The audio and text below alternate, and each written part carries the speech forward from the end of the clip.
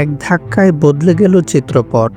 Australia ও ভারতের high voltage Border Gavaskar trophy শুরুর আগে অস্ট্রেলিয়ান গণমাধ্যমে বড় বিজ্ঞাপন ছিলেন বিরাট কোহলি।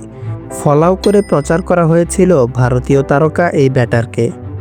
তবে এবার সেই অস্ট্রেলিয়াতেই মুদ্রার উল্টোপিঠ দেখলেন কোহলি। রীতিমতো জোকার বানিয়ে কটাক্ষ করা হলো তাকে।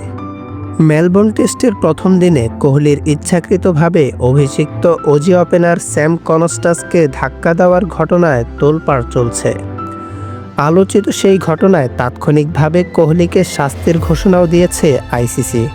এক প্রতিবেদনে ভারতীয় তারকার শাস্তির কথা জানিয়ে ক্রিকবাজ বলেছে, কনস্টাসকে কাঁধ দিয়ে ধাক্কা দেওয়ার ঘটনায় কোহলি ম্যাচ ফির 20% জরিমানার পাশাপাশি একটি ডিমোরিট পয়েন্টও পেয়েছেন। অবশ্য শুধু শাস্তিতেই থামানো যাচ্ছে না সমালোচনা।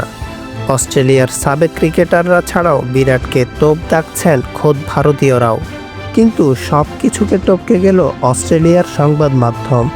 স্যাম কনস্টাসের সঙ্গে কোহলির বিতর্ক নিয়ে অস্ট্রেলিয়ার এক সংবাদ মাধ্যম দ্য ওয়েস্ট অস্ট্রেলিয়া বিরাটকে ক্লাউন বলে আক্রমণ করেছে।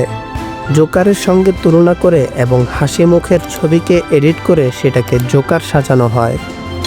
ঘটনাটি ঘটে প্রথম দিনে অজি ইনিংসের 10ম ওভারে। টিভি রিপ্লেতে দেখা যায় কনস্টাস মাথা নিচু করে ব্যাট হাতে যাচ্ছিলেন। কোহলি পাশ থেকে অনেকটা দিক পরিবর্তন করে কনস্টাসের কাছে গিয়ে তাকে ধাক্কা মারেন। ধারাভাষ্যকার মাইকেল ভন বলছিলেন, কনস্টাসকে উত্তেজিত করার জন্যই এই কাজ করেছেন কোহলি।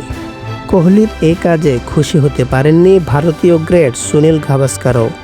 অনাকাঙ্ক্ষিত সেই পরিস্থিতি নিয়ে সবচেয়ে বেশি চটেছেন সাবেক অজি অধিনায়ক রিকি পন্টিং। ক্রিকেটের সব খবরাখবর পেতে আমাদের চ্যানেলটি সাবস্ক্রাইব করুন। আপনার ভালো লাগা খারাপ লাগা আমাদের সাথে শেয়ার করতে অবশ্যই ভুলবেন না।